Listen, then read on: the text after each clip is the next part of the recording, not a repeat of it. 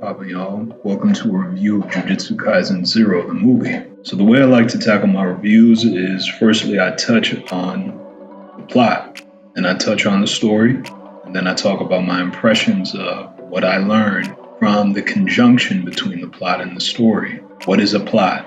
Plot is just a series of external events. It's a gauntlet of circumstance and difficulty that the protagonist is put through in order to grow beyond a set misnomer that they have about the world. Usually this misnomer is very specific, and as they go through the external circumstances, they grow to take a different view of the world, and thus they change. This internal change that the protagonist goes through is called the story.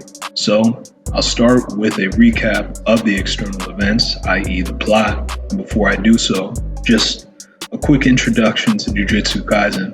Jujutsu Kaisen is a world rooted in cursed energy. Cursed energy is energy that comes from the negativity of humans, and it manifests as these things called cursed spirits. They wreak havoc unbeknownst to the larger society, as they're basically ghosts. And those who expel these spirits are cursed users. Cursed users have the innate ability to see these cursed spirits and also the ability to utilize cursed energy in a variety of different ways. We also have cursed users who use their cursed energy not necessarily for the betterment of society, but to further their own purposes. So the story, it kicks off with the introduction to Yuta. Yuta, he's being bullied, and this spirit, Rika, manifests. Rika kills the bullies, and he's taken into custody. And a council of organizers within the cursed user world are determining what to do with Yuta, because he poses a threat, a major threat to the larger society, because he cannot control this cursed spirit Rika that he's connected to. And on top of that, she's not just any old cursed spirit, she's a special grade, meaning the highest or the most powerful level of cursed spirit within the Jujutsu Kaisen world. They want to execute him, but Gojo, who becomes Yuta's mentor of sorts in the movie, advocates for Yuta to join Jujutsu High so that he can learn to utilize Rika, because they really have no way to kill Yuta, because whenever he's threatened, Rika comes out to protect him. So Gojo poses this as a better option, and thus Yuta is taken to Jujutsu High, where he enrolls and he encounters Maki, Panda, and Toge. For those of you who don't know, Jujutsu Kaisen 0 is a prologue to the main series. In the main series, Maki, Panda, and Toge are in their third year. But in this movie, we're seeing the events as they occur before we get introduced to Itadori in the main series. Anyway, after meeting them, he is quickly tossed into the mix. Him and Maki go on a mission where they encounter a very powerful cursed spirit who consumes them. They're in search of two boys, and they find the two boys within the stomach of this cursed spirit. And Maki, not being able to utilize cursed energy, she instead uses tools that give her the ability to see cursed spirits and cast them out using cursed tools, which are tools that have cursed energy embedded in them, giving the user the ability to cast out cursed spirits. But Maki, she doesn't have the natural cursed user resistance, so she's knocked unconscious. And this stress of not knowing what to do is thrust up against Yuta's past, where he reflects on being weak and not being able to do anything. And he makes a decision right then and there that he'll be different, that he'll be stronger. So he takes the ring that he wears around his neck and puts it on, and for the first time, he's able to call on Rika of his own volition, who destroys the cursed spirit, and they manage to escape. This ring that Yuta puts on comes from his childhood, and Rika, when she was a human, gave this ring to Yuta. The ring was given to Yuta because they promised each other that they would get married when they get older. However, they can't fulfill this promise because Rika is killed in a car accident. And Yuta, witnessing this accident, right out of her blood, we see her transmutation into a cursed spirit, and she attaches herself to Yuta, and thus it begins their relationship. Fast forward a few months, Yuta is adjusting to his life in Jujutsu High, he's getting stronger and more able to utilize cursed spirit energy and martial arts, and he's tasked with going on a mission with Toge, who is a speech curse user. He can cast out spirits using power of his speech. And during this mission, they encounter the unexpected via a special grade. They manage to take him out, and through the events of what happens here, we learn of the antagonist, and his name is Geto Suguru. Geto, in times past, was Gojo's partner in crime. They were best friends. However, at some point, they split due to completely different philosophical views about the world.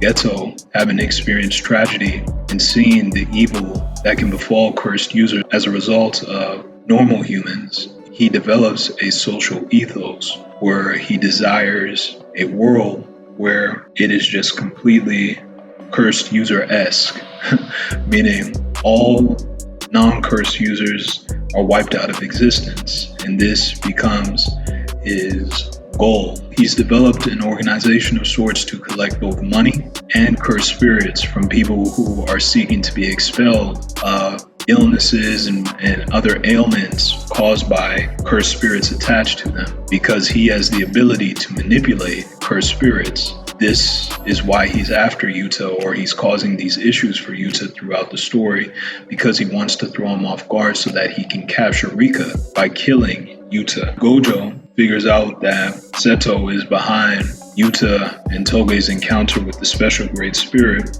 and right as he figures this out, Seto arrives at Jujutsu High and he declares war against Jujutsu High and the Council of Elders and so on within the story. So he tells them that he plans to release thousands of cursed spirits on December 24th, and we figure out that he's doing this to basically split up Jujutsu High's forces. On December 24th, Seto holds true to his promise. He releases thousands of cursed spirits. Gojo quickly notices that what's occurring isn't Seto's style, and that he's a cocky, arrogant sort of dude, and he would be on the front lines. However, he isn't. So he goes to Jujutsu High himself to kill Yuta. Realizing this, Gojo sends Toge and Panda back, but Panda, Toge, and Maki are all taken out, and driven by the determination to save his friends, Yuta, he releases the full power of Rika, promising to give his life, his entirety to her post-battle. And the full power of Rika is unleashed, and he manages to defeat Seto. And Gojo arrives just in time to witness his friends, his best friends' final moments. After all of this is said and done, we learn that Yuta is actually descended from a lineage dating back to a very prominent and powerful sorcerer. And it wasn't that Rika had cursed Yuta in her dying breath. It was that Yuta, desiring Rika not to die, unconsciously utilized his power to curse Rika, thus transforming her into a cursed spirit attached to him. This realization results in Rika being free. She tells Yuta that the last 6 years were the best years and that she was given more time to be with Yuta. And she doesn't take his life, she just goes on peacefully. And then post-credits, we also get a scene where Yuta is teamed up with a former antagonist or a former partner of Seto in Kenya, and Gojo pops up. Moving on to the story component of the movie, we must first answer the question, what is Yuta's misbelief? What is his misconception about the world that the external events lead him to develop and grow beyond? Yuta's misbelief is rooted in his self-conception, which is based on weakness and uncertainty. And through the external events, the various circumstances of having to protect his friends, encountering cursed spirits, training and developing his strength, freeing Rika, and even coming to the realization that his ancestral lineage dates back to a very prominent and powerful sorcerer, Yuta develops a new sense of self, and this new sense of self allows him to take on a whole new value set, meaning he begins to hold things in a different regard as a cursed user, begins to protect as opposed to seek to be defended or even give up. And through this value set, he develops an entirely different set of behaviors, meaning he begins to function in alignment with what he holds dear. He begins to see himself as a protector and somebody capable. Some might say that this movie is cliche in its literary design. And while that might be true to some degree, I think that this cliche offers a very important lesson that we learn through this movie: how to tackle an identity crisis. Like Yuta, some of us have a certain way of seeing ourselves, and we are encountering circumstances that are forcing us to redefine that picture, that idea that we have of ourselves. This naturally creates an identity crisis. It might even result in us being lost because we no longer know where we stand, what's important, what we should do.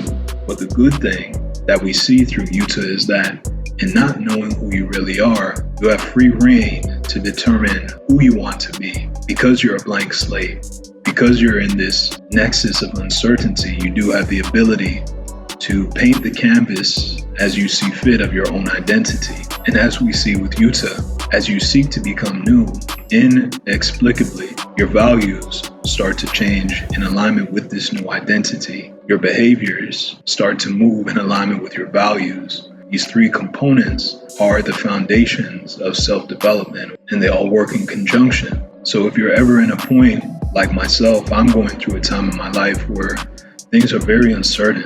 I'm redefining my ideas, my thoughts about who I am in my life and where I want to go and what I ultimately want to accomplish.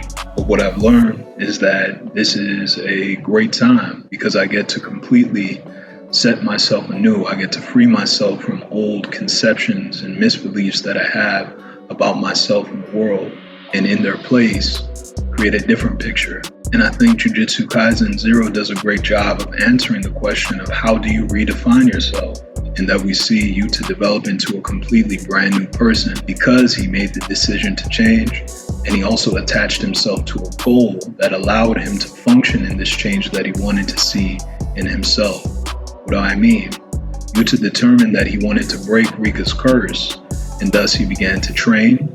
He began to value himself and his friends, and he began to see that he actually is capable, more than capable, of protecting and doing things that he never thought he could. This is a template that we all can use to change in our lives, and that if you're ever in the midst of an identity crisis, if you ever thought to yourself, I want to be somebody different, you can do that today.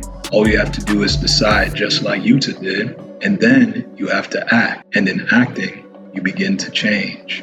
And the best way to change into who you want to be is to find yourself a goal that is in alignment with who you want to be. It can be anything. Say you want to be a stoic piano player. Well, now you have a goal, and you can break that goal down into its super small components.